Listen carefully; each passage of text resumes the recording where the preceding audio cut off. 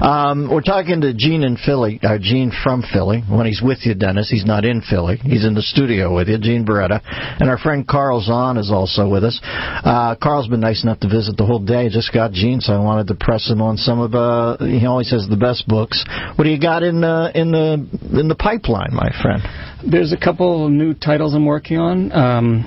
The next one coming out, it's called The Little Train That Couldn't But Got a Trophy Anyway.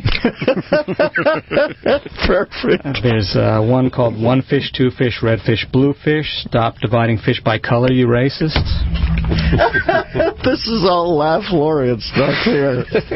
There's The Wind in the Willows, Better Stay the Hell Away from Cape Cod, that I'm co-authoring with Robert Kennedy Jr. And The Cat in the Hat. I'm just doing a revision. It's basically a biography of Pharrell Williams. Do you have a serious one, though? Those all great jokes. But what book are you working on?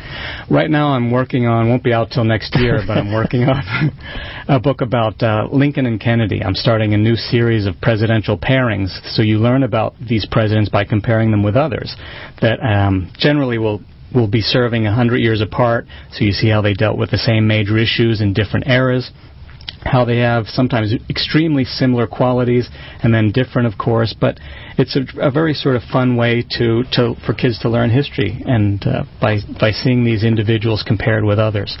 I always loved the fact that there was a guy who played for the Seahawks and got traded to the Raiders, I believe, named Lincoln Kennedy. Oh, yeah. And I always thought his parents, he was a black guy, so I'm sure they were honoring both people who they felt had helped their race over the years. But I always thought that was such a sweet name. And then, of course, there's Lee Grant, the actress. I always thought her parents certainly must be Civil War buffs. I never thought of that. That's Lee Grant.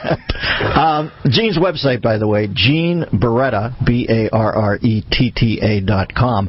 Now, one of my favorite books you've ever sent me is Timeless Thomas, and I understand it's nominated for something, right? Yeah, well, that's because you have a cameo in it. There's a big city scene where I've got you and Christian and Sarah in there in one of the windows. I'm like Hitchcock in Lifeboat. I float by in the newspaper. But it's nominated for what? We got 15 seconds. Well, if you have listeners out in Utah, it's nominated for the Utah Beehive Book Award, which allows all the kids to vote on it during the course of the year. So if you're out there, take a look at Timeless Thomas, how Thomas Edison changed our lives. Gene and Karl with us for the entire hour. We've got a Laugh Laureate competition coming up between Gino and Rob Lorich. We'll talk more about it after the break on The Dennis Miller Show. The Dennis Miller Show.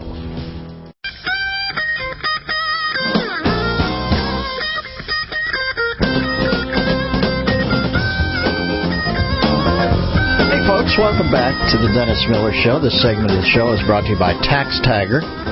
IRS breathing down your back? You can trust Tax Tagger to step between you and the IRS. Call 800-IRS-9196 or go to taxtagger.com. We've had a really cool, groovy Bumper Music Wednesday from the Allmans. What did you say, Gino, as we went to break? I just heard that they're retiring this year. They're going to do their last shows this year. Wow, well, who's left? I mean, it's just Greg and is Dickie Benson still there? I don't know. I don't even know. The last time I went to see the Allman Brothers, it was Greg and 5 Asian women. I think Cher's doing back vocals. It's the original cast, yeah. But that Live at the Fillmore, still the greatest live album I've ever heard. 866-509-7268. The Department of Justice, Eric Holder, announced yesterday that it is reviving a law enforcement group that will investigate domestic terrorists. Not to be confused with the domestic terrorists that were on what is ostensibly American soil that we released from Gitmo the other day.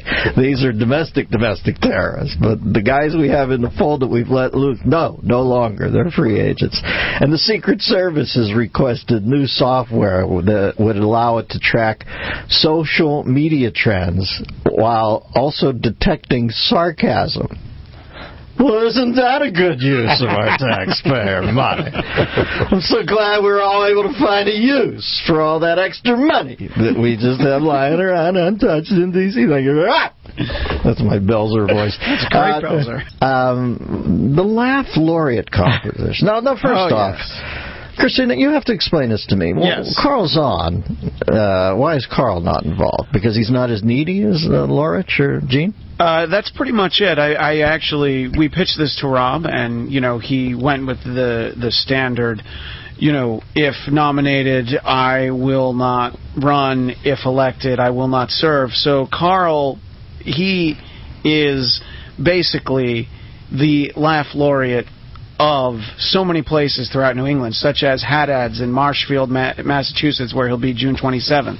So we don't. He's in the professional status. Yes, exactly. So we have now. Who's banging heads here? I've got one of the protagonists in the theater, the great Gene Barretta in Philly, who through his calls is Leo from Virginia, Bert from New Jersey, where he gaslights me. The pieces he puts together, the artwork he said. He wanted the two that should vie for this. And the other antagonist is our friend Rob Lorich from Wisconsin. And it's funny, after that last segment, Rob sent me an email, and he has also gotten into the business of children's books, and he has a few titles that he'd like me to read off to you. He would love to be able to do it himself, but he can't get away. Apparently, he's taking Ace Frehley out for a walk with his friend Gene Simmons. So here are some his children's books. Exactly. His children's books include The Virtue of Not Trying. Yes. Charlie and the Chocolate Factory should be shut down because they're the leading cause of childhood obesity. Charlotte's Web, Charlotte's Choice. What James and the Giant Peach do in the privacy of their own home is nobody else's business. Horton hears a Who say something politically incorrect, so he organizes a Twitter campaign to get the Who fired from his job. Anne of Green Gables' longtime companion Cheryl. All right. Well, the final, I scream, you scream, we all scream for government-funded ice cream. Half of those have been done. They have, actually. Years ago on our old talk show on Chicago Tribune, we pitched something called, honest to God, I'm not being paranoid, you never hear me whining about this, but we did something called Politically Correct Fairy Tales, and it turned out to be a huge book, didn't it? I mean, we used to do those on our show, and naturally there's another thing I'm not going to get together, Sammy, copyrights and stuff like that, but I think it turned out to be a huge book. It did indeed, I remember, yes. So I have heard a couple of Robs. I have to give that round to Gene, but aren't you having future contretemps between the two? As soon as when? Tomorrow?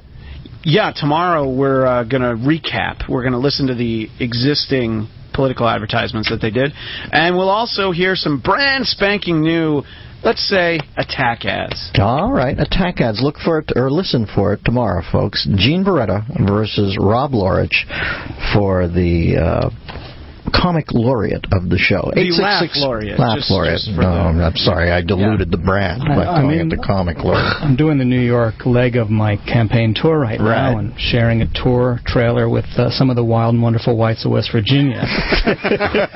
Just go. Show choreographer Jesco White. You can listen to my daily Miller Time podcast at podcast1.com, and you can listen to Christian's show, The Bladcast, on iTunes and at DennisMillerRadio.com/Bladcast. And I believe, Gene and Karl, do I understand that Christian has roped both of you into appearing on this week's Bladcast? If the dollar is right. Yeah, I had Dennis Dimplinsky there in New York take both of their valet parking validations, and they will not get it back until after they do a Bladcast with me.